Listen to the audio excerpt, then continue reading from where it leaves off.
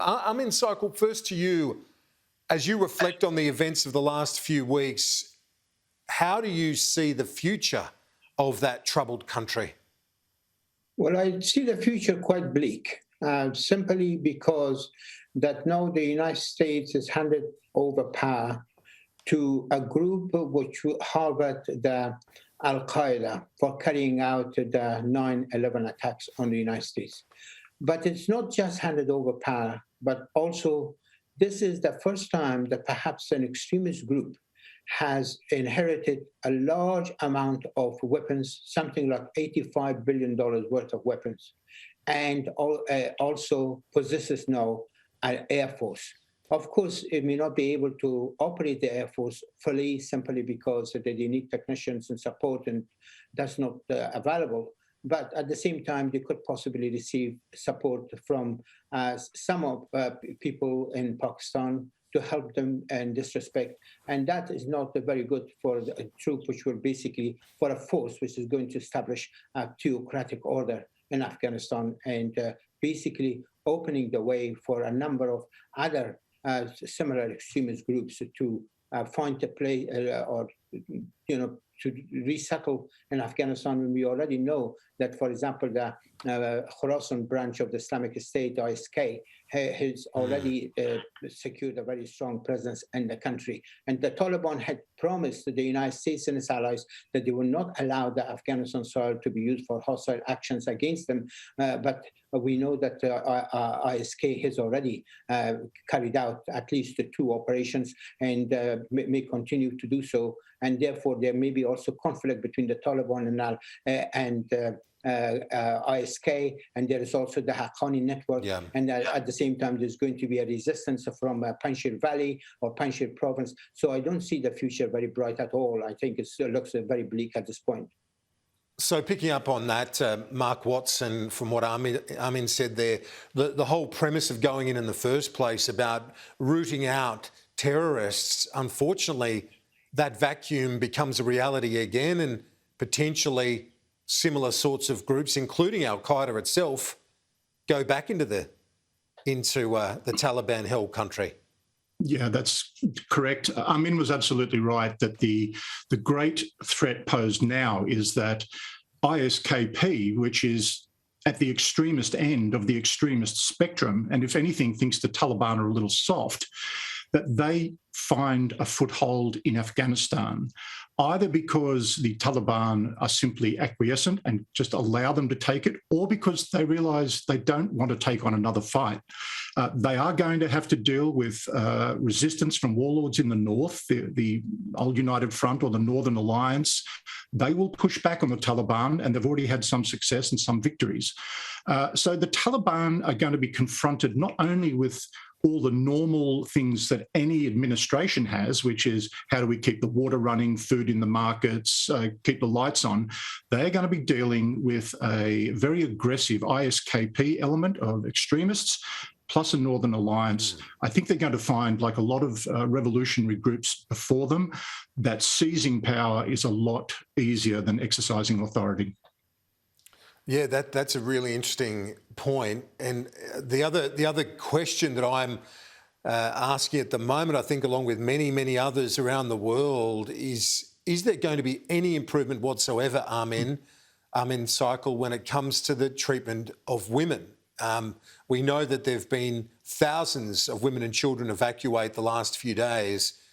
Is there any hope of improved conditions?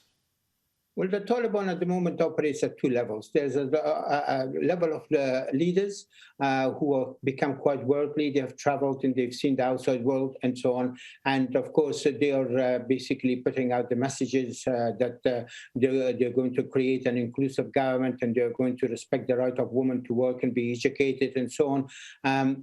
But then there's also at the level of the commanders and foot soldiers on the ground that who are very narrowly educated in the religion of Islam. They have never really experienced urban life or city life. They have and therefore they will act the way they have done so far, and that they have not really respected human rights to the extent that some of their leaders have preached so far.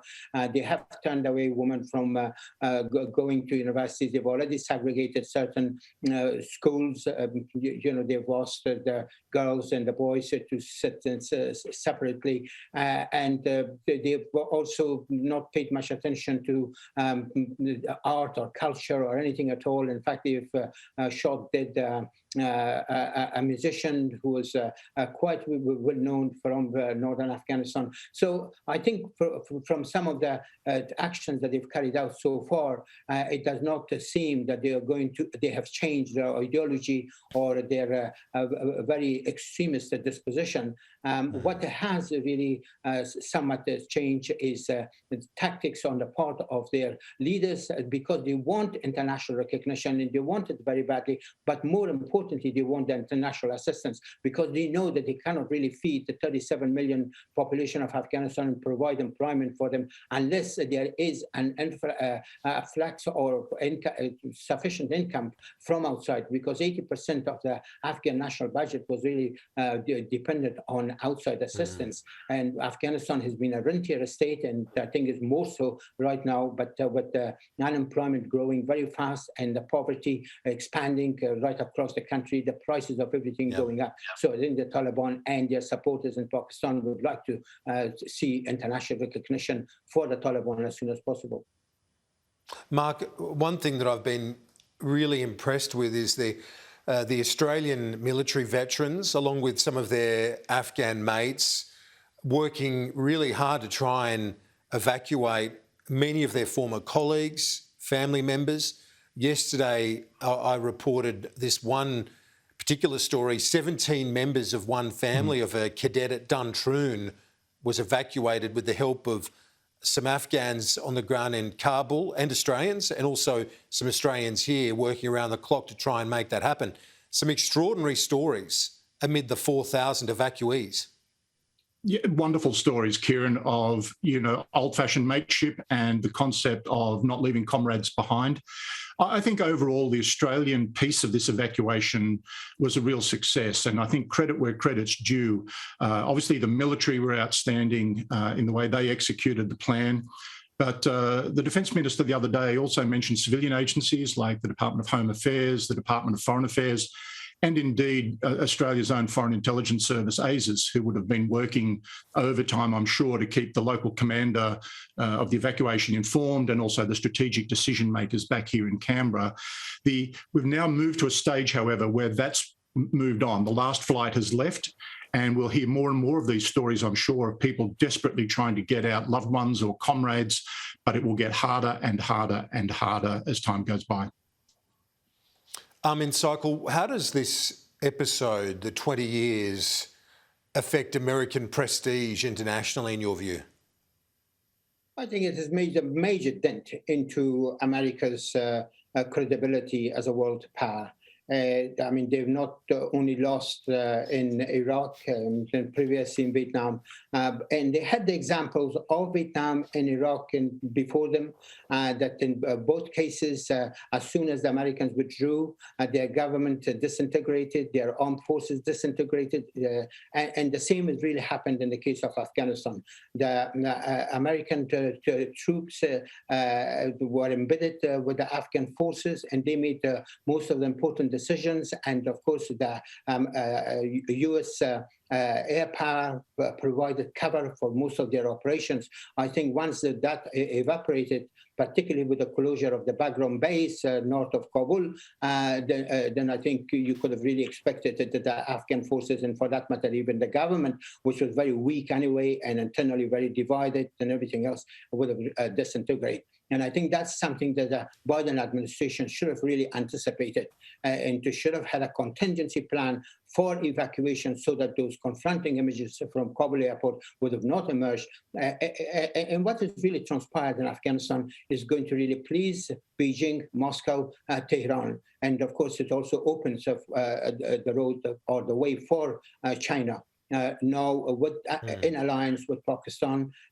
to invest more in Afghanistan and to develop some of its resources, which they need very badly. And the Chinese have already reached out to Taliban. So one could expect that the Chinese are playing a bigger role, although they're not very careful not to really caught up in a quagmire. Amin Cycle and Mark Watson, I appreciate your insights as always, gentlemen. Thank you. Thank you, Kieran.